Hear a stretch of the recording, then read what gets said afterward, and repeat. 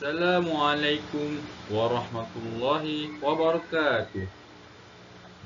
Nama saya Abid Muhammad bin Abdul Halim daripada Diploma Pendidikan Islam. Belajar di Kolej Pengajian Islam Johor. Hari ini saya ingin membincangkan tajuk mengenai perbezaan dan faktor yang mempengaruhinya. Sebelum itu, pengenalan diri saya.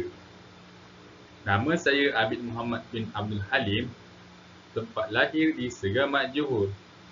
Umur 19 tahun.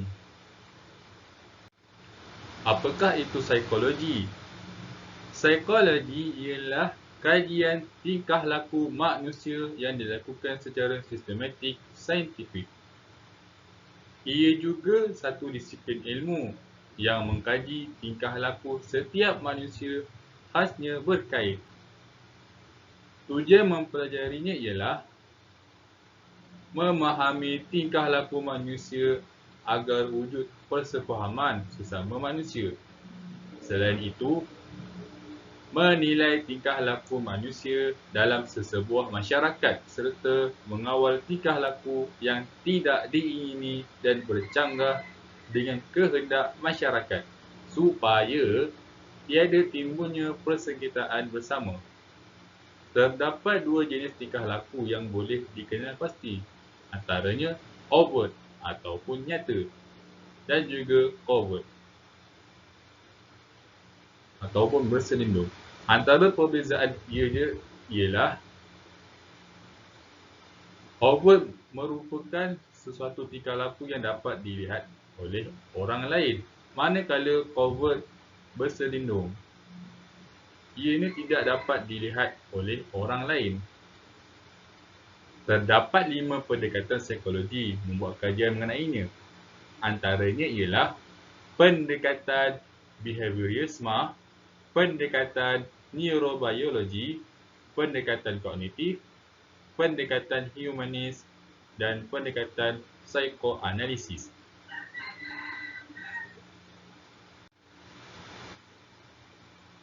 Terdapat aspek perbezaan individu yang terdapat dalam diri, antaranya fizikal, mental, tingkah laku, sosial, rohani atau nilai, bakat minat, perwatakan dan penguasaan berbahasa. Menurut fizikal, seseorang individu adalah berbeza dari segi berat, tinggi, warna kulit. Selain itu, dapat dilihat dari segi luaran. Contohnya perbezaan kanak-kanak lelaki dan perempuan. Contoh hasil kajian ahli psikologi ialah pada umur kanak-kanak 12 tahun, kanak-kanak perempuan lebih ketara sifat kematangannya berbanding daripada kanak-kanak lelaki. Seterusnya adalah mental atau kognitif. Ia bermaksud seseorang individu mempunyai perbezaan mental atau kognitif, ialah mengikut kecergasan perbezaan individu, antaranya keupayaan mengira dan bahasa. Selain itu, keupayaan berfikir. Contohnya, fikiran logik, imajinasi, mengingat. Seterusnya adalah emosi. Seseorang individu terdapat emosi yang berlainan, antaranya mudah mesra, mudah marah, mudah sedih, mudah toleransi, mudah kawal perasaan. Faktornya, seseorang itu berasal daripada keluarga tahap sosioemosi berlainan. Seterusnya, tingkah laku. Ianya berkaitan mengenai apa yang diperkatakan atau perlakuan seseorang individu. Selain itu, segala tindakan manusia yang boleh dilihat dan tabiat yang dilakukan sama ada secara langsung atau tidak langsung. Seterusnya, sosial. Perkembangan sosial yang dialami kanak-kanak seiring dengan pertumbuhan serta perkembangan fizikalnya. Antaranya, ia juga mengikut ciri-ciri yang menunjukkan sama ada individu itu pendiam, pemalu, petah dalam berkata-kata.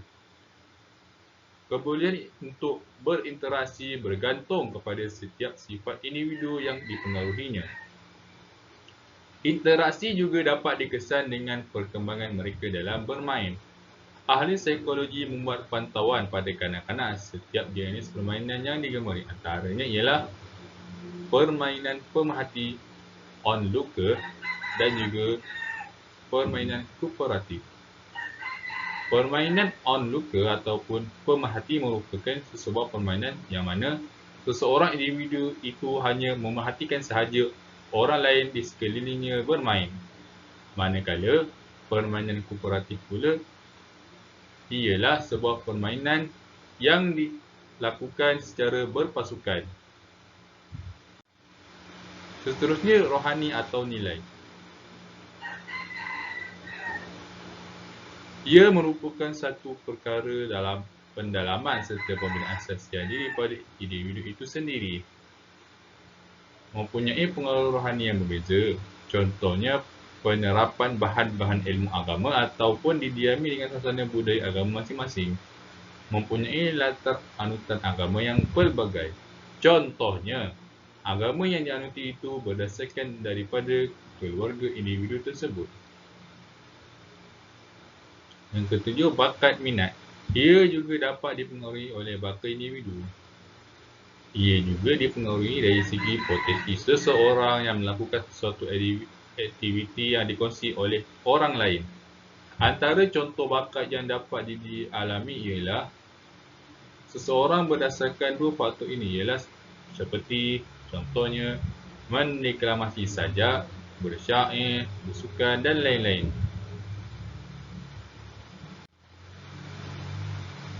Seterusnya ialah perwatakan. Perwatakan ialah satu entiti yang perlu ada pada setiap individu. Para ahli psikologi membuat kaji selidik terhadap kanak-kanak mengesahkan ia terdapat perbezaan faktor. Contohnya, perwatakan individu tersebut dapat dipengaruhi oleh perkara di sekelilingnya ataupun media massa seperti televisyen dan sebagainya. Seterusnya, penguasaan bahasa. Potensi kanak-kanak, setiap kanak-kanak itu dapat dinilai dengan beberapa kaedah. Antaranya ialah pergaulan kerap berapa, potensi mendengar sesuatu di sekelilingnya. Contohnya, kerap mendengar lagu berbahasa Inggeris. Bergantung pada usia kanak-kanak itu sendiri. Contohnya, tidak semua kanak-kanak boleh mula berkata-kata ketika usia 2 tahun. Malahan bergantung kepada kecekapan mental kanak-kanak itu sendiri. Seterusnya ialah baka. Baka ialah sifat yang dapat diwarisi oleh ibu bapa atau keturunan individu. Contohnya, cara pemikiran. Menentukan ciri-ciri fizikal yang terdapat pada individu seperti rambut, pembesaran dan warna kulit. Antara kajian telah dilakukan ialah aktiviti sukan, keterampilan, kecergasan.